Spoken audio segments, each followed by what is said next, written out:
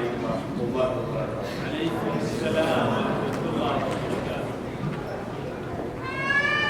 Today, inshallah, we will be talking about the story of Wahab alayhi salam. This will be in the form of a dialogue where I will be playing Wahab alayhi salam and my wife will be playing his wife, and I will be playing the narrator as well. Hearing this conversation, Wahab's wife felt a little apprehensive and wasn't sure about how he would live, how she would live after his passing. A conversation between Wahab and his wife begins. Do you know how to do it? Do what? To fight. Not as much as my mother expects. A sword and a horse is all an Arab has for a sign of respect. I am an Arab and I will try to save my reputation. The enemies have thousands of troops, but we are just less than 100. In such battlefields, the most talented fighters perform like amateurs. In this battle, only love works. If the fighter is in love, he knows how to fight. Then after saying this, Wahab's mother speaks in such a way that he must attain martyrdom, and that in order to reach the pleasure of Hussein's mother, he must be sacrificed for Hussein. After this, Wahab's wife says, Mother, you're talking in a way that seems as though this is the last time I'm going to see Wahab. What am I going to do now? I have no brother, no father, no relative. Wahab, I've been your bride for less than 20 days. You're the only hope and love I've got. Who else could I rely on? Dear mother, take care of my bride. May God take care of you. Promise to take care of her like you would take care of me. On one condition will I agree for you to go to the battlefield. Condition? Helping Hussein today is a duty of God that has been put on the shoulder of the Prophet's followers. Putting conditions for God's verdict is not fair. If you don't accept my condition, I will complain against you before Hussein and Allah. What's your condition? Promise to accept it first. I can't promise before knowing the condition. Don't worry, Wahab. Don't be afraid. A bride like me who agrees to have all of her dreams destroyed in front of her eyes can assure you that it will be a fair condition. After agreeing to accept his wife's condition, Wahab's mother asks him if he really wants to accept it without knowing what the condition is.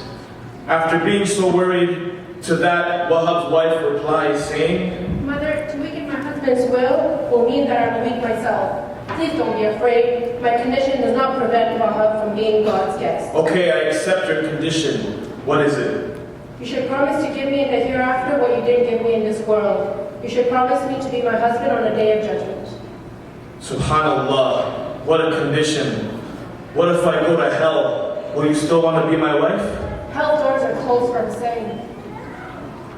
I have no other choice but to accept. I accept your condition. I want a guarantee for that. What guarantee better than my honor? I want Hussein to guarantee it for me. After going to the tent of Abu Abdullah and receiving this guarantee from him, Wahab goes into the battlefield and sacrifices his life for Imam Hussein. The enemies then tossed the head of Wahab to his mother, whereas she threw it back, saying, we don't take back things that we've already given in the name of Allah subhanahu wa ta'ala. Wahab's wife then goes to the body of Wahab and says, Inshallah, we will enter paradise together. After that, Shimr La'natullah alayh ordered that Wahab's wife be killed as well, and thus she became the first female to attain martyrdom in the Battle of Karbala. Sallu ala Muhammad wa ala Muhammad.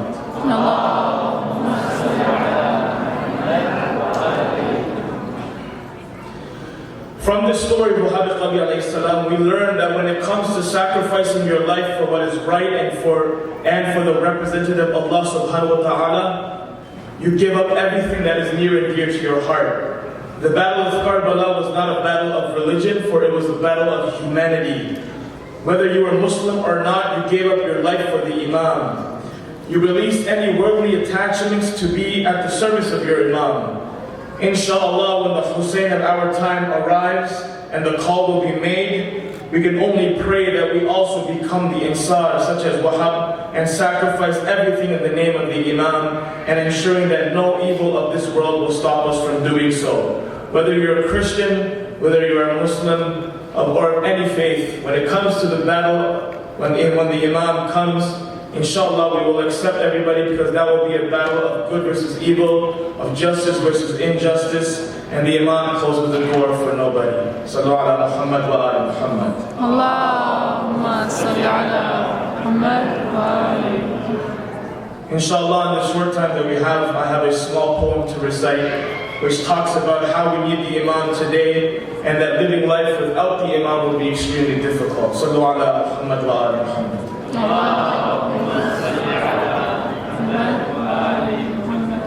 أعوذ بالله من الشيطان الرجيم.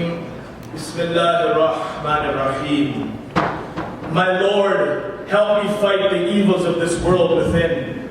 Illuminate my dark soul, forgive my every sin. I have walked through flames and even now still haven't learned the sweet scent I have yearned since my soul was being burned. This reckless world has a vice around my neck and feet, has kicked me while I'm down and watched me get beat.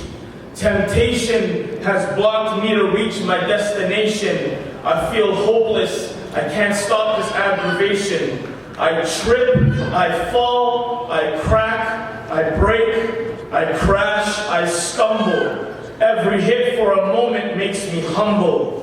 But it follows me, it doesn't make me want to succeed. It loves watching me fail, and it loves to see me bleed. As I walk through a flood of my own blood, I wonder, as my heart beats faster, louder than rain and thunder. I am only a servant, I can't do this alone, but he can't be shown. He needs to be a way to be known. He needs to be a way to be known. Due to the curtains in front of my eyes, I can't see him. Let this injustice stop, my Lord, I beg you, free him. The Savior needs to arrive to stop all this hatred. The world needs to know, so please uncover the sacred. Let us see what is true. Let us see what is hidden. Falsehood needs to crumble and stop what is forbidden. He needs to come from your house and face adversaries. He needs to come from your house and face adversaries. Abbas and Sarah can only wish he's part of the dignitaries. Wassalamu alaikum wa rahmatullahi wa barakatuh.